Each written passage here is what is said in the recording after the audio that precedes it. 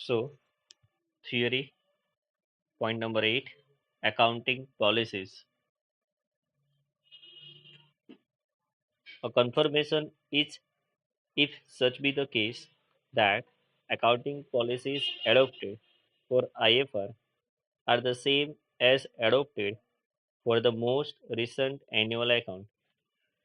तो हाल ही में आपने जो एनुअल अकाउंट फाइनलाइज किए हैं उसमें जो अकाउंटिंग पॉलिसीज आपने एडॉप्ट की थी वही अकाउंटिंग पॉलिसीज आईएफआर के रिपोर्ट में भी आपको फॉलो करनी है।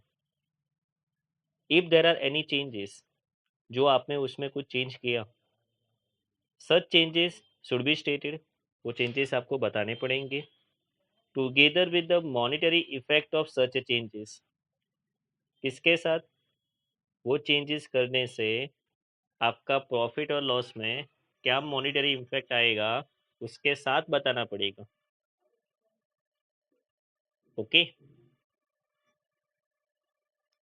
9 नंबर का point, minimum components of IFR. तो आईएमपी कर दो for MCQ. An interim financial report should contain at least the following components। मेरे को condense balance sheet, PNL account, cash flow statement और सिलेक्टेड एक्सप्लेनेटरी नोट्स चाहिए।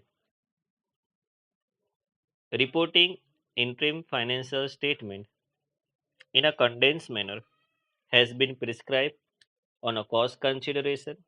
आपको summary form में देना है, बट समरी इस तरीके से देना कि उसमें मेरे को कॉस्ट इजीली आइडेंटिफाई कर सकूं and for timely release of the information. और आप लोग ये इंटीम फाइनेंशियल रिपोर्टिंग मेरे को इसलिए ही दे रहे हो कि मेरे को जो टाइमली डिसीजन लेना है वो मैं ले सकूं। However an enterprise may release complete financial statement. ऐसा भी हो सकता है कि कंडेंस की जगह पे आप लोग a set of complete financial statement भी दे सकते हो जिसमें आपको सब कुछ कवर करना पड़ेगा। आप पे डिपेंड करता है कि आप कैसा देना चाह रहे हो, कंडेंस देना चाहते हो या सेट देना चाहते हो पूरा। Next, form and contents of interim financial statement. An interim financial report can contain either a complete set of financial statement or a set of condensed financial statement। जो अभी मैंने हाल में बोला वही है, या तो आपको पूरा फाइनेंशियल स्टेटमेंट देना है या तो आपको कंडेंस फाइनेंशियल स्टेटमेंट देना है। सर क्या डिफरेंस है ये दोनों के बीच में? तो देखो, if an enterprise opt to prepare and present a complete set of financial statement in the interim financial reporting, it should be prepared in the same format and as per the content and requirement of annual financial statement। तो जिस हिसाब से आप लोग annual financial statement बनाते हो उसी format में बनाना है। उसमें जो रिक्वायरमेंट है, जो क्लोज है, वो सारे रिक्वायरमेंट्स इंटीम फाइनेंशियल रिपोर्ट में भी आपको मेंशन करना है। तो ये है complete financial statement. Condense financial statement क्या है? A condense interim financial reporting should contain the following minimum information. तो आईएफआर जब आप लोग कंडेंस मैनर में दोगे तो मिनिमम ये इंफॉर्मेशन तो मेरे को चाहिए। हेडिंग, सब हेडिंग का total that were included in the most recent annual financial statement. तो मोस्ट रिसेंट फाइनेंशियल स्टेटमेंट में जो हेडिंग था, जो सब हेडिंग था, उसका जिस हिसाब से टोटल था आईएफआर में उस हिसाब से मेरे को चाहिए। Selected explanatory notes, additional items और notes if they're missing make the IFR misleading. मेरे को एडिशनल नोट भी चाहिए। मान लो कि ये एडिशनल नोट आप मिस कर दोगे तो आईएफआर में जो डिसीजन लेना है उसमें मिसलीडिंग होगा। मिसलीडिंग दैट मीन्स मेरा डिसीजन रॉन्ग होगा। तो डिसीजन रॉन्ग ना हो पाए इस वजह से मेरे को आपको एडिशनल नोट देना पड़ेगा। और फिर आपका यूनिट 3, बेसिक और diluted EPS for the interim period as per AS 20। Okay, तो इतना चीज आपको कंडेंस फाइनेंशियल स्टेटमेंट में देना है।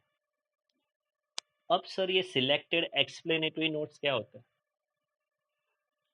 The criteria adopted for selection of explanatory notes to be included in IFR is updating the financial information. तो आपकी financial information को वो अपडेटिंग करके हमको बताता है, क्योंकि हम लोग नोट्स पढ़ते हैं जब बैलेंस शीट फाइनलाइज होता है तो नोट्स होती है, और वो नोट्स सब लोग पढ़ते हैं कि किस हिसाब से, किस एजम्पशन से, कौन सी पॉलिसीज, कौन सा कंसेप्ट उन्होंने फॉलो किए हैं. It is assumed that the users of IFR are having access to the most recent financial statement. हम ऐसा एजम्पशन लेते हैं कि जो IFR के यूजर्स है उन्होंने हाल ही में जो फाइनल अकाउंट बनाए हैं वो उन्होंने परफेक्टली देखे हैं. Therefore, notes to IFR should provide information on financial year to date basis. तो हमको जो अब इंफॉर्मेशन देनी है एक्सप्लेनेटरी नोट्स में वो ईयर टू डेट बेसिस के हिसाब से. डेट मीन्स अभी 31 मार्च में मेरा बैलेंस शीट फाइनल हुआ था, और मान लो कि आज जून है, मेरा फर्स्ट क्वार्टर फिनिश हुआ, तो ये 3 महीने में जो एक्सप्लेनेटरी नोट्स मेरे को देने हैं सिर्फ उतने ही देने हैं. बाकी सब तो वो लोग 31 मार्च में हमने जो बनाया था वो नोट्स वहाँ से पढ़ ही लेंगे. ऐसा हमारा एजम्पशन है. However, it is necessary to disclose any event or transaction which are material for understanding the IFR. तो ऐसा कोई भी इवेंट, ऐसा कोई भी ट्रांजेक्शन जो इम्पोर्टेंट था आईएफआर को अंडरस्टैंड करने के लिए, जो मटेरियल है, वो मटेरियल इंफॉर्मेशन आपको बतानी पड़ेगी. तो ये था आपका सिलेक्टेड एक्सप्लेनेटरी नोट्स. अब next theory, minimum disclosure of notes. Following minimum disclosure of notes and explanatory statement should be made. First, a statement that the same accounting policies are followed in IFR या IFS as this followed in the most recent annual financial statement. तो अभी हमने जो बोला ना वही चीज़ उन्होंने वापस लिखी है, तो मैं वापस नहीं बोलूँगा. और if these policies have been changed, a description of the nature and effect of the change. ये भी हमने आगे पढ़ा अकाउंटिंग पॉलिसी में. सेकंड है description about the seasonal and cyclical effect on IF year, interim financial year. तो मान लो कि आपका बिजनेस कोई सीजनल बिजनेस है या साइक्लिकल इफेक्ट होती है आपके बिजनेस में, तो इंटरिम फाइनेंशियल ईयर में उसका इफेक्ट क्या होता है वो आपको बताना पड़ेगा. Unusual factors that affected asset, liability, income, net income, cash flow. तो ऐसे कोई अनयूजुअल फैक्टर्स है जो ये सारी चीज़ को इफेक्ट करते हैं, वो आपको बताना पड़ेगा. आपका एस्टिमेट आपने चेंज किया, तो आपने अपना एस्टिमेट चेंज किया तो उसकी इफेक्ट क्या आएगी वो आपको बताना पड़ेगा. चेंज इन डेब्ट equity.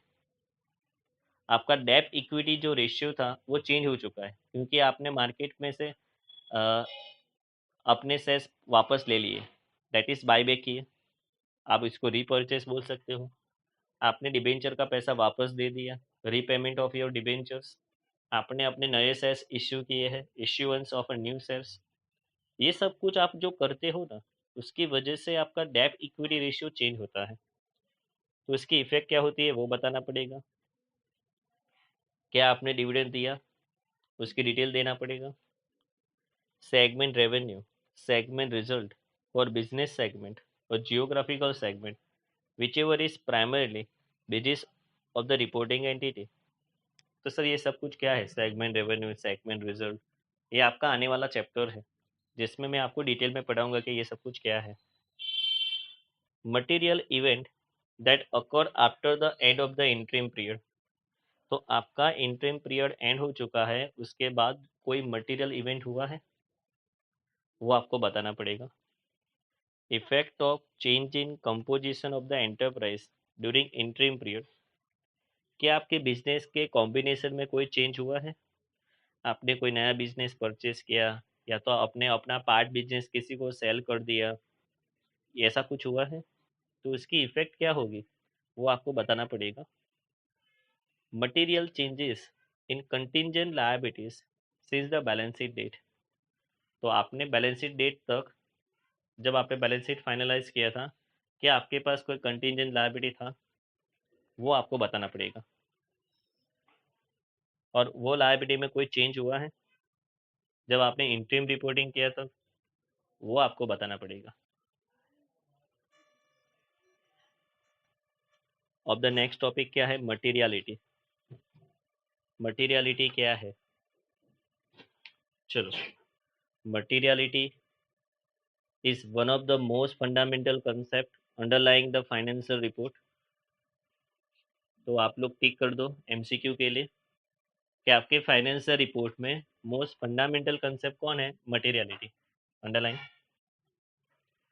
Therefore the standard provides that in deciding how to recognize, measure, classify or disclose an item for IFR purposes, तो ये स्टैंडर्ड आपको बताता है कि आपको कैसे डिसाइड करना है, रिकॉग्नाइज करना है, मेजर करना है, क्लासीफाई करना है, डिस्क्लोज करना है। आईएफआर के लिए मटेरियलिटी शुड बी असेस, तो आपको मटेरियलिटी असेस करना चाहिए in relation to the interim period financial data information. और आप बोलोगे कि सर कि कौन सी ऐसी इंफॉर्मेशन है जो मटेरियल है। तो कई बार ऐसा होता है कि जो चीज़ आपके लिए इम्पोर्टेंट होती है ना, वो मेरे लिए इम्पोर्टेंट नहीं होती, और जो मेरे लिए इम्पोर्टेंट होती है वो आपके लिए इम्पोर्टेंट नहीं होती।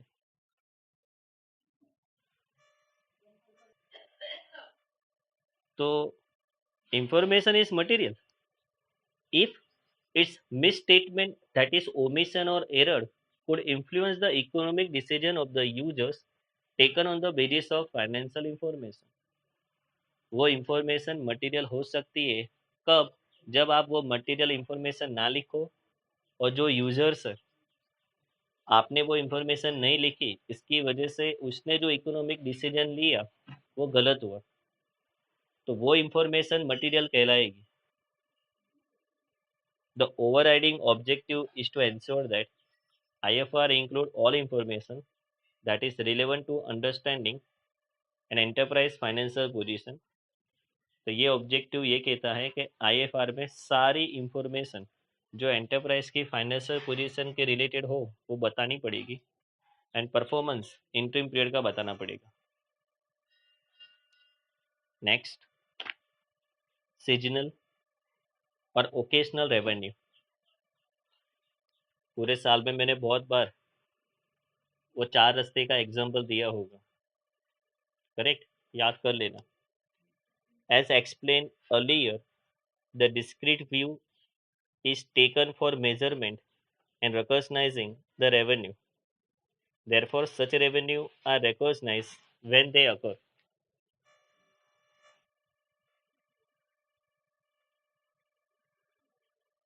तो डिस्क्रीट व्यू में आपको बताया गया था कि आपकी रेवेन्यू कैसे मेजर करना है, जिस टाइम पे वो रिकॉग्नाइज हुआ है उस टाइम में मेजर करना है।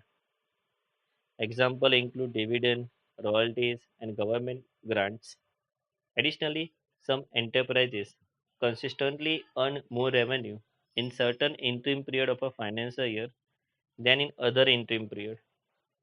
तो कई बार क्या होता है, कई ऐसे एंटरप्राइज होते हैं जो सम इंटरिम पीरियड में ज़्यादा रेवेन्यू जनरेट करते हैं in compare to other period. वो आपको मालूम है, सबका अपना अपना पीक सीजन होता है। जैसे कि हमारे ग्लास इंडस्ट्री में हम सोचे ना, तो नवंबर दिसंबर जनवरी जो होता है ना, फेब तक, ये हमारा सबसे ज़्यादा पीक पीरियड होता है, सबसे ज़्यादा सेल हमारा उस महीने में होता है। रीज़न एक ही है, foreigners coming into India. Okay, इस वजह से, करेक्ट। ये मैंने मेरे बिजनेस की बात की कि हमारा बिजनेस में ऐसा हो रहा है। ऐसा सबके बिजनेस में कोई पीक पीरियड होगा जहाँ पे उसका सेल ज़्यादा होगा in compare to other period.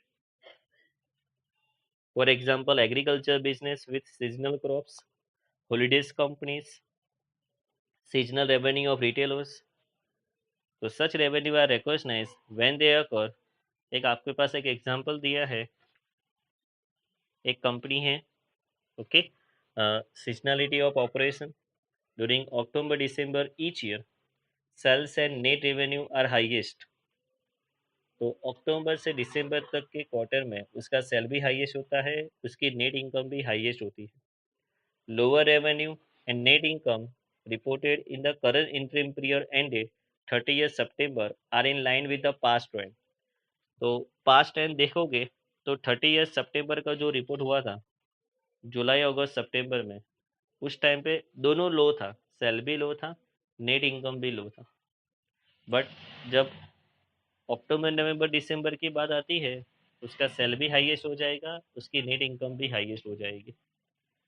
तो जो सीजन में, दैट मीन्स जो क्वार्टर में जो रेवेन्यू जनरेट हुआ है उसी क्वार्टर में लिखने का, दूसरे क्वार्टर में नहीं लिखने का। Next, change in estimates. Change in estimates, amount of income and expenditure reported in the current interim period will reflect any change in estimate of amount reported in prior interim period of the financial year। तो आपकी कोई भी income, आपका कोई भी expenditure जो आपने current interim period में रिपोर्ट किया है, क्या उसमें कोई चेंज है?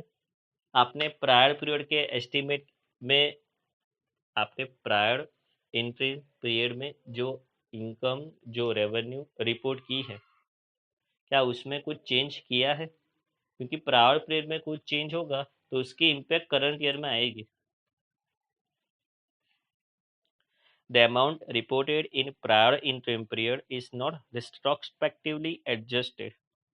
However, any significant changes in estimate may be disclosed.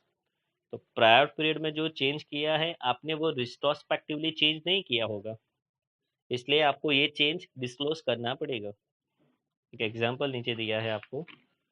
Provision for likely losses on litigation was estimated in the interim reporting period ended 30th June at rupees 32.35 lakhs। तो litigation expense का loss है 32.35 लैक्स, ऐसा मेरा provision है 30th जून को, correct. तो court में case चल रहा है और इसका लिटिगेशन इतना होगा, मैंने प्रोविजन रखा है बैलेंस शीट में। अब आउट ऑफ कोर्ट नेगोशिएशन हो गया है, consequent on out of court negotiation which are in progress, the loss is expected to be restricted to rupees 28.35 lakhs। तो 28.35 lakh out of court negotiation हो चुका है। तो ये जो डिफरेंस हुआ, मैंने तो ज़्यादा किया था, आउट ऑफ कोर्ट कम हुआ, तो 4 लाख का जो डिफरेंस हुआ, करेक्ट, वो आपको एडजस्ट करना है करंट रिपोर्टिंग पीरियड में, उसका रिफ्लेक्शन बताना पड़ेगा, उससे आपका प्रॉफिट लॉस में इम्पैक्ट आएगा। Okay, next, change in accounting policy. ये सब पे एक एक एग्जाम्पल है, अभी जो मैं बोल रहा हूँ सब पे एक एक एग्जाम्पल है, याद रखना। If there is change in accounting policy within the current financial year, the effect of change in accounting policy be applied retrospectively and therefore prior interim period financial statement should be restated to include the effect of change. जो आपने current financial year में कोई भी accounting policy change की है, तो उसकी effect retrospectively interim period के जो फाइनेंशियल रिपोर्ट आपने बनाए हैं उसमें आपको रीस्टेटेड, दैट मीन्स वापस लिखनी पड़ेगी कि उसका इफेक्ट क्या आएगा। However, the restatement does not apply to change in accounting policy where any other accounting standard specifies transaction। क्या एक एग्जांपल दिया आपको।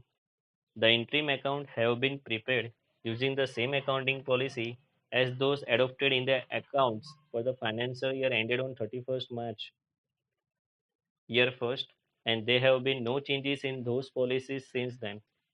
तो यहाँ पे तो सिर्फ ये बताया है कि आपने सेम अकाउंटिंग पॉलिसी फॉलो की है, चेंज होगी तो क्या इफेक्ट होगा वो आपको एग्जाम्पल में मालूम पड़ेगा। नेक्स्ट, और ये लास्ट थियरी, उसके बाद एग्जाम्पल आएगा। Cost incurred unevenly during the financial year। costs that are incurred unevenly during the entire financial year। तो पूरे फाइनेंशियल ईयर में ये एंटरप्राइज का जो कॉस्ट था, जो अनइवनली हो रहा है, कई बार ज़्यादा हो रहा है, कई बार कम हो रहा है, should be anticipated for interim reporting purpose if and only if। तो आपको एंटिसिपेट करना पड़ेगा इंटीम फाइनेंशियल रिपोर्टिंग पर्पस के लिए। It is also appropriate to anticipate that type of cost at the end of the financial year. तो आपको थोड़ा estimate लगाना पड़ेगा कि total expense at the end of the year कितना होगा, फिर आपको डिस्ट्रीब्यूट करना पड़ेगा इंटीम रिपोर्टिंग में। Foreign currency transaction gain and loss. तो आप लोगों को मैंने एडवांस अकाउंटिंग में चैप्टर पढ़ाई है फॉरेन करेंसी का। आपको मालूम है कि फॉरेन करेंसी कन्वर्ट करते हो तो आपको गेन या तो लॉस होता है। तो वो गेन और लॉस से क्या इफेक्ट आएगा वो आपको बताना पड़ेगा। बट एक कंडीशन है, एक कंडीशन है कि आप लोग किसी और अकाउंटिंग स्टैंडर्ड में रिपोर्ट करोगे तो यहाँ पे रिपोर्ट नहीं कर सकते, और यहाँ पे रिपोर्ट करोगे तो वहाँ पे रिपोर्ट नहीं करना है। ये याद रखना, आप दोनों जगह पे बेनिफिट नहीं ले सकते। Now move on example 4। चलो सबसे पहले क्वेश्चंस पीडीएफ में से पढ़ लो। Indigo Corporation is dealing in the seasonal product. Sales pattern of the product quarter wise is as under। तो ये सीजनल प्रोडक्ट है, उसके सेल्स पैटर्न्स आप देख लो। फर्स्ट क्वार्टर में 15%, सेकंड क्वार्टर में 15%, थर्ड क्वार्टर में देखो 50%, थर्ड क्वार्टर में 20, सॉरी फोर्थ क्वार्टर में 25%। तो उसकी सेल्स पैटर्न आपने देख ली। For the first quarter ending on 30th June 2002, इंडुगा limited give you the following information. जैसे ही फर्स्ट क्वार्टर फिनिश होता है, उन्होंने हमको कोई इंफॉर्मेशन बताई है। 50, 30, 2 और 8 करोड़ का एक्सपेंस उन्होंने बताया। उसमें से सेल आपको हुआ है 50 करोड़ का, तो ये आपका टर्नओवर हो गया। सैलरी का एक्सपेंस है 30 करोड़ का, एडवर्टाइजमेंट का एक्सपेंस है 2 करोड़ का, और एडमिनिस्ट्रेटिव एंड सेलिंग एक्सपेंस है 8 करोड़ का। इंडुगा limited while preparing IFR for the first quarter wants to defer 16 crore expenditure to third quarter. वो कहते हैं कि फर्स्ट क्वार्टर का जो 16 करोड़ का जो एक्सपेंडिचर है वो मैं थर्ड क्वार्टर में बताऊंगा, क्योंकि थर्ड क्वार्टर का सेल भी ज़्यादा है। ये इंडुगा लिमिटेड सोच रही है। Therefore, the third quarter should be debited by more expenditure. Considering the seasonal nature of business, तो ये सीजनल नेचर ऑफ बिजनेस है, ये कंसिडर करो, and that the expenditure are uniform throughout all the quarters. Calculate the result of first quarter as per AS25 and comment on the company view। और company क्या जो सोच रही है, क्या कंपनी सही सोच रही है, वो आपको बताना पड़ेगा। तो उसके नीचे एक छोटा सा सॉल्यूशन है, देख लो कि result of the first quarter ending on 30th June rupees in crore में है। सबसे पहले टर्नओवर कितना है, 50 करोड़। टर्नओवर डेट इज आपका सेल। क्या उसके अलावा कोई इनकम? नो। टोटल टर्नओवर हुआ 50 करोड़ का। अब आपको सारे एक्सपेंस माइनस करने हैं। क्या कोई इन्वेंटरी में change? No. Salaries and other cost कितना है आपका, 30 करोड़ का। Administration and selling expense, selling expense में वो एडवर्टाइजमेंट एक्सपेंस इंक्लूड कर दो, तो 8 करोड़ प्लस 2 करोड़, टोटल मिला के 10 करोड़ हुए। तो आपका टोटल एक्सपेंस कितना हुआ, 40 करोड़ का हुआ। 50 करोड़ का टर्नओवर, 40 करोड़ का एक्सपेंस, तो आपको प्रॉफिट कितना हुआ, 10 करोड़ का। As per AS25, income and expenditure should be recognized when they are earned and incurred respectively। Seasonal income will be recognized when they occur। अभी हमने पढ़ा है सीजनल नेचर का पूरा थ्योरी पढ़ा। Therefore, the argument of the Induga Corporation is not as per AS25। तो indica limited जो argument कर रहा है वो इंडेस या AS25 के हिसाब से नहीं है। तो कंपनी जो कह रही है वो गलत है। जो एक्सपेंस जो इनकम जहाँ पे हुआ है उसी क्वार्टर में आपको बताना पड़ेगा।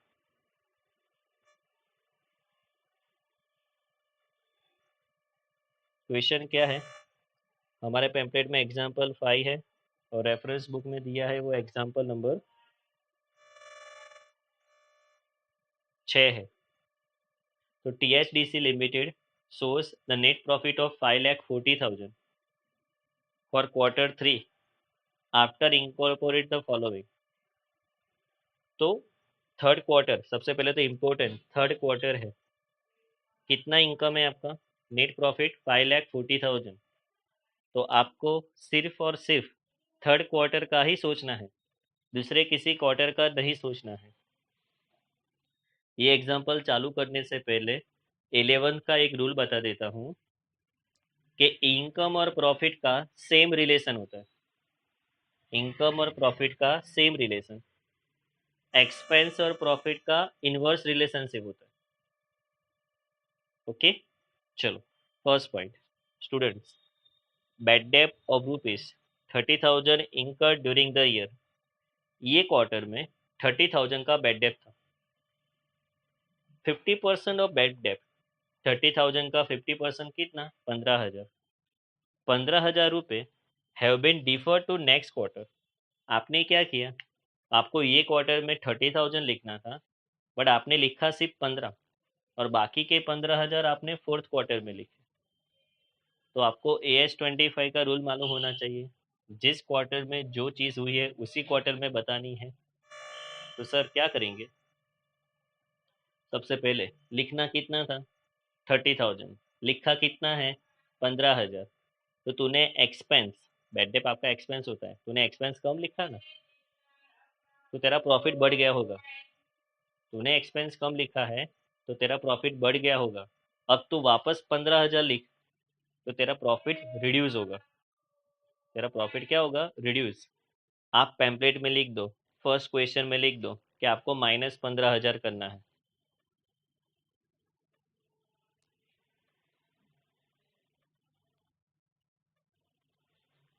Next, second point, extra ordinarily loss of ₹28,000 incurred during the quarter has been fully recognized in this quarter।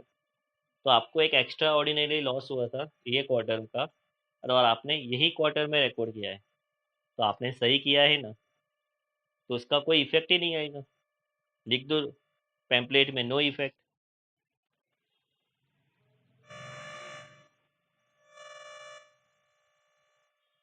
Next, additional depreciation 36,000 resulting from the change of method of depreciation. तो आपने डेप्रिसिएशन की method change की है, उसकी वजह से additional depreciation हुआ 36,000। Correct? तो ये भी आपका थर्ड क्वार्टर का था और आपने थर्ड ही क्वार्टर में लिखा है। कुछ इन्फॉर्मेशन नहीं है तो मेरा एजम्पशन ये है कि थर्ड क्वार्टर का था, थर्ड ही क्वार्टर में लिख दिया है, तो कोई प्रॉब्लम नहीं है, इसमें भी कोई प्रॉब्लम नहीं है। तो यहाँ पे भी लिख दो नो इफेक्ट, नो इफेक्ट।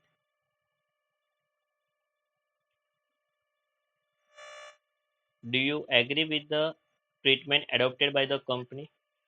तो हम नो लिखेंगे कि कंपनी ने जो ट्रीटमेंट एडोप्ट की है वो गलत है। If not, find out the correct quarterly income as per AS25। तो आपकी करेक्ट इनकम कितनी होगी वो आपको बतानी है। तो आप कैलसी ले लो। आपका नेट प्रॉफिट था 5,40,000। पहले में क्या लिखा है मैंने? -15,000। बाकी दो में तो नो इफेक्ट है, तो फाइनल आंसर कितना बनेगा? 5,25,000। 5,25,000। अब मेरी बात ध्यान से सुनो।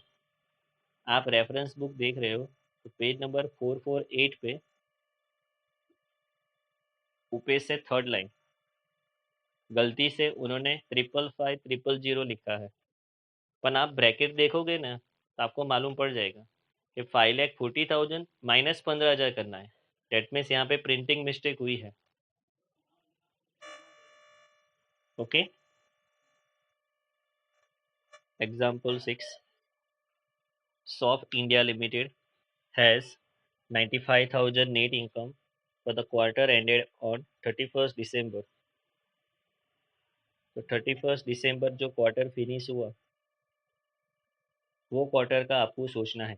तो वहां पे लिख दो थर्ड क्वार्टर है वो। Okay, first point, ₹60,000 extraordinary gain received on 30th July। Underline the word 30th July। तो आपको ये एक्स्ट्रा ऑर्डिनरी गेन कब हुआ? सेकंड क्वार्टर में हुआ। करेक्ट, सेकंड क्वार्टर में लिखना चाहिए था। आपने क्या किया? पढ़ो, वॉज एलोकेटेड इक्वली, आपने इक्वली डिस्ट्रीब्यूट कर दिया। सेकंड, थर्ड और फोर्थ क्वार्टर में आपने इक्वली डिस्ट्रीब्यूट कर दिया। That means 20 20 20। अब सबसे पहले अपने दिमाग को पूछो, क्या ये मेरे थर्ड क्वार्टर की इनकम थी? नहीं थी। इसके बावजूद आपने वो 20,000 लिखा। आपने इनकम लिखा तो आपका प्रॉफिट तो बढ़ गया। तो ये आपकी गलती थी, ये गलती आपको सुधारनी पड़ेगी। तो आपको ये इनकम यहाँ से निकालो। आप जैसा ये 20,000 यहाँ से निकाल लोगे, प्रॉफिट भी आपका रिड्यूस हो जाएगा। तो लिख दो यहाँ पे -20,000। मैंने बोला है इनकम और प्रॉफिट का सेम रिलेशन है। आप इनकम रिड्यूस करोगे, सामने प्रॉफिट रिड्यूस हो जाएगा। Next point, ₹16,000 cumulative effect loss resulting from change in method of inventory valuation method was recognized on 2nd November। तो ये आपके क्वार्टर में इन्वेंटरी वैल्यूएशन मेथड चेंज हुआ, उसकी वजह से क्यूमुलेटिव जो लॉस हुआ है वो 16,000 का लिखा है। पर ये सिर्फ आपके क्वार्टर का नहीं था, क्यूमुलेटिव था। आगे पढ़ो, out of this loss 10,000 relate to the previous quarters. तो आपने 16,000 लिख दिया। करेक्ट, आपके क्वार्टर का था कितना? सिर्फ 6,000 ही था। 10,000 तो मेंशन किया है कि वो प्रीवियस क्वार्टर का है। तो सबसे पहले ये सोचो, ये लॉस है। लॉस आपका एक्सपेंस होता है। करेक्ट, आपको लिखना कितना था? 6,000 ही लिखना था। आपने लिखा कितना? 6 के जगह पे 16,000 लिखा। तो एक्सपेंस ज़्यादा लिखा है आपने, तो आपका प्रॉफिट रिड्यूस हो गया होगा। करेक्ट, तो अब आपको क्या करना है? कितनी अमाउंट ज़्यादा लिखी है आपने? सर हमने 10,000 रुपीज़ ज़्यादा लिखा है। करेक्ट, इतना एक्सपेंस आपने ज़्यादा लिखा है। तो चल भाई, तो वो एक्सपेंस रिड्यूस कर। तो वो 10,000 रुपये तू रिड्यूस करेगा तो तेरा प्रॉफिट क्या होगा? इंक्रीज। दैट मीन्स आपको यहाँ पे मेंशन करना है +10,000। कैलसी ले लो, 95,000 -20,000 +10,000, फाइनल आंसर 85,000 इसका बनेगा। एग्जाम्पल 7 में क्या बोला है? Due to decline in market price in second quarter में मार्केट प्राइस डाउन है। Patel impact limited incurred an inventory loss. ये कंपनी को इन्वेंटरी लॉस हो। The market price expect to return to previous level by the end of the year. तो हमको expectation है कि वापस मार्केट प्राइस आएगा at the end of the year. At the end of the year decline has not been reverse. When should the loss be reported in interim P&L account of Patel Impacts Limited? तो AS25 आपको क्या बताता है? जिस quarter का है उसी quarter में लिखो ना। करेक्ट, तो ये इन्वेंटरी लॉस किस क्वार्टर का था आपका? Second quarter. तो यहाँ पे सिर्फ आंसर क्या लिखना है? Second quarter. दैट्स इट, इससे आगे कुछ नहीं लिखना है आपको। क्योंकि क्वेश्चन है व्हेन, कब रिपोर्ट करोगे, तो सेकंड क्वार्टर में, तो लिख दो second quarter. Example 8, on 30th June, A Limited incurred 2 lakh net loss from the disposal of business segment. Also, 30th July, the company paid 60,000 for property tax assessed for the calendar year. How the above transactions should be included in determination of net income of A Limited for 6 months. Interim period ended on 30th September. तो आपके पास दो चीज़ है, एक 2 लाख का loss है 30th जून को, और 60,000 का प्रॉपर्टी टैक्स है 30th जुलाई को। तो आप लोग पेंसिल ले लो। पहला जो 2 लाख का लॉस है वो आपको फर्स्ट क्वार्टर में हुआ, तो वहां पे लिख दो फर्स्ट क्वार्टर। और 60,000 का प्रॉपर्टी टैक्स आपको सेकंड क्वार्टर पे हुआ, तो वहां पे लिख दो सेकंड क्वार्टर। That's it. एक आप फर्स्ट क्वार्टर में बताओगे और दूसरा आप सेकंड क्वार्टर में बताओगे, बस इतना सा। ओके, अब आप लोग आ जाओ एग्जाम्पल नंबर 13। वहां पे लिख दो सेम एज एग्जाम्पल नंबर 5। फिर 10 नंबर का example same as example number 8।